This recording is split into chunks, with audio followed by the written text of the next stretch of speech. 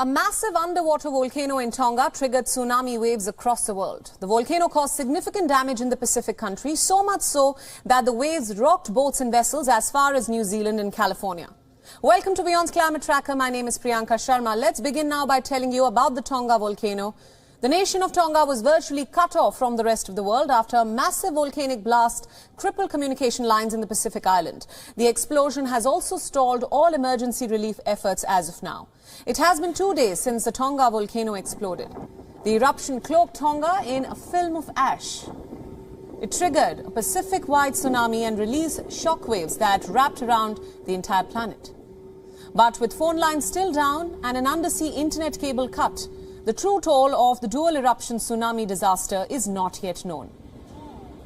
The eruption was so powerful that it was recorded around the world and heard as far away as Alaska. It triggered giant waves along the Pacific coastlines from Japan to the United States.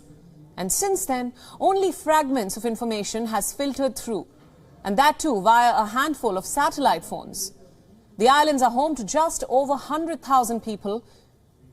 Tonga's concerned neighbours are now still scrambling to grasp the scale of the damage. New Zealand's leader for one, Jacinda Ardern, has said that the damage could be quite significant. Both Wellington and Canberra scrambled their reconnaissance planes in an attempt to get a sense of the damage from air. Both have put C-130 military transport aircraft on standby to drop emergency supplies or to land if runways are deemed operational. Of course, what the Orion is doing is a reconnaissance. It is, as are the Australians, looking to undertake an assessment from the air of the outer islands in particular, and then, of course, provide that information to the people of Tonga and Tongan authorities. For the C-130, we're, of course, undertaking planning to enable drops to be undertaken regardless of the status of the airport. Tonga's deputy head of mission in Australia asked for patience as Tonga's government decides its priorities for aid. Tonga is concerned about the risk of aid deliveries spreading COVID-19 to the island, which is COVID-free. Telephone lines in Tonga have been restored for now. The ash was posing a major health concern, contaminating the drinking water. Humanitarian aid agencies are now mobilizing their networks to respond to the same, to what it calls the worst volcanic eruption that the Pacific has experienced in decades. The northeastern prefecture of Iwate in Japan saw waves as high as 2 meters. Major traffic jams blocked the roads of southern Japan on Sunday after authorities imposed a tsunami advisory. Hundreds of Japanese citizens were advised to evacuate as waves of more than a meter slammed the coastal areas.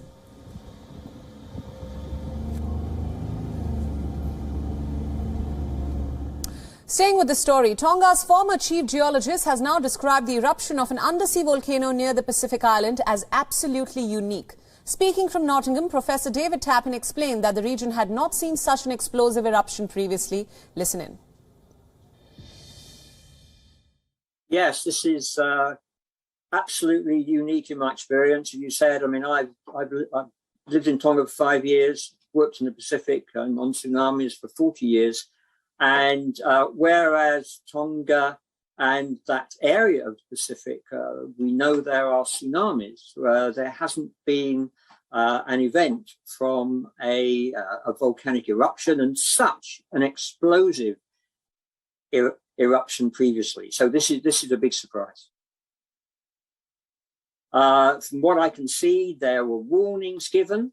The main island called Tonga Tapu, there's the capital, Nuku'alofa, and some of you will have read that's where the king lives, and his palace is right on the coastline. And looking at this image here, you can see that it's low-lying.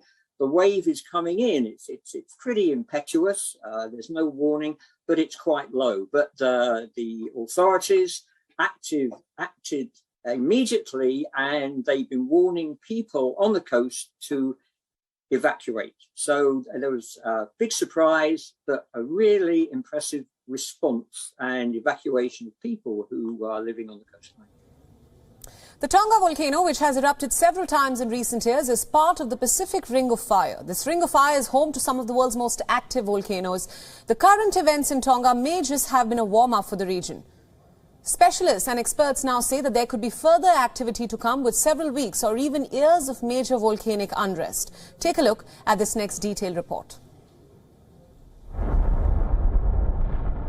Most of the world's volcanoes are found around the Pacific Ocean's Ring of Fire, a meeting point of tectonic plates and an area of intense seismic activity. Tectonic plates are massive slabs of rock making up the Earth's surface. Constantly moving on a hotbed of magma, volcanoes form in two ways at their boundaries. Plates sometimes collide, causing one to slide beneath the other. This is called a destructive boundary.